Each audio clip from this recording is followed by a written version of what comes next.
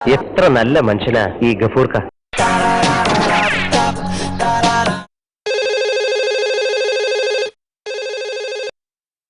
Hello singer Gafoor ഉണ്ടോ? മൂപ്പര് singer അല്ല, നീ റിപ്പോർട്ടറാ TV ചാനലിന്റെ.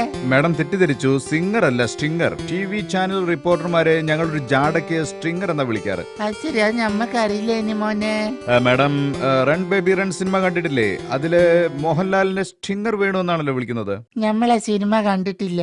ഇനി അടുത്ത പ്രാവശ്യം ഈ സിനിമയ്ക്ക് പോകുമ്പോ ഞമ്മളെ കൂടി വിളിക്ക്. അയ്യോ, കുടുങ്ങിയോ? അല്ല, ഗഫൂർക്ക് എവിടെ പോയെന്നാ പറഞ്ഞത്? മൂപ്പരേതോ അടിപിടി ലൈവായിട്ട് ഷൂട്ട് ചെയ്യാൻ പോയതാണ്. അങ്ങനെ വന്ന സ്ട്രിംഗർ ശശി വിളിച്ചിരുന്നു എന്ന് പറയണം. രാവിലെ ഒരുങ്ങിക്കെട്ടി ഇറങ്ങിയതാണ്. എവിടെയാണെന്ന് ചോദിക്കാനാണെങ്കിൽ ഫോൺ വിളിച്ചിട്ട് കിട്ടുന്നില്ല. ഏതായാലും TV ഒന്ന് ഇട്ട് വെക്കാം. മലപ്പുറത്ത് ഇരു പാർട്ടി പ്രവർത്തകർ തമ്മിൽ ഏറ്റുമുട്ടി. ആ ദൃശ്യമാണ് നിങ്ങൾ കാണുന്നത്. ഈ ഏറ്റുമുട്ടൽ തുടങ്ങിയതിന് പിന്നെ ഇവിടുത്തെ പോലീസോ ജനപ്രതിനിധികളോ ആരും തന്നെ ഇവരെ തിരിഞ്ഞു നോക്കിയിട്ടില്ല. അങ്ങനെ ഒരു പരാതി ഉയർന്നിട്ടുണ്ട്. സർക്കാരിന്റെ ഈ അനാസ്ഥക്ക് കാരണം മുഖ്യമന്ത്രിയാണെന്നും മുഖ്യമന്ത്രി രാജിവെക്കണം എന്ന ആവശ്യം ശക്തമാണ്. ഈ ക്രൂര സംഭവത്തിന് ദൃക്സാക്ഷികൾ ആരുമില്ലാത്തത് കൊണ്ട് കേസെടുക്കാൻ സാധിക്കില്ലെന്നായിരുന്നു പോലീസിന്റെ നിലപാട്. മലപ്പുറത്ത് നിന്ന് ക്യാമറാമാൻ ഗോപിക്കൊപ്പം ഗഫൂർ.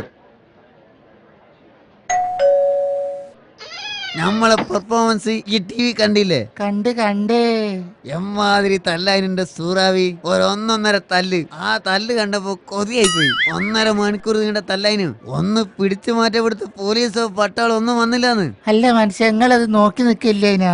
അതെ, അതുകൊണ്ടാണല്ലോ നമ്മളത് ക്യാമറയിലെടുത്തത്. എന്നാ പിന്നെ അത് ക്യാമറയിൽ പിടിക്കണ നേരം കൊണ്ട് നിങ്ങൾക്ക് ഓലെ പിടിച്ചു മാറ്റിക്കൂടേനൊന്ന്. ഇപ്പൊ നമുക്ക് നമ്മൾ ഓരെ പിടിച്ച് മാറ്റാൻ പോവുക. അപ്പൊ ക്യാമറ ആയിട്ട് എന്റെ വലിയ പോകാൻ നോക്കുവോ അത് ഷൂട്ട് ചെയ്യാന്? എടി വടക്കൂസേ, ഇതുപോലത്തെ സന്ദർഭത്തിൽ ഒരു മാധ്യമ പ്രവർത്തകന് അവന്റെ ജോലിയാണ് പ്രധാനം. അല്ലാണ്ട് അന്ന് പോലെ ചെന്ന് മാറ്റാൻ വിചാരിച്ചാലേ ഇക്കണ്ട പോലെ ചവിട്ടിക്കൂട്ടുന്നത് നമ്മളായിരിക്കും. റേറ്റിംഗ് പറഞ്ഞതിന്റെ പേരിൽ നമ്മളെ ചാനലിന്റെ മുതലാളി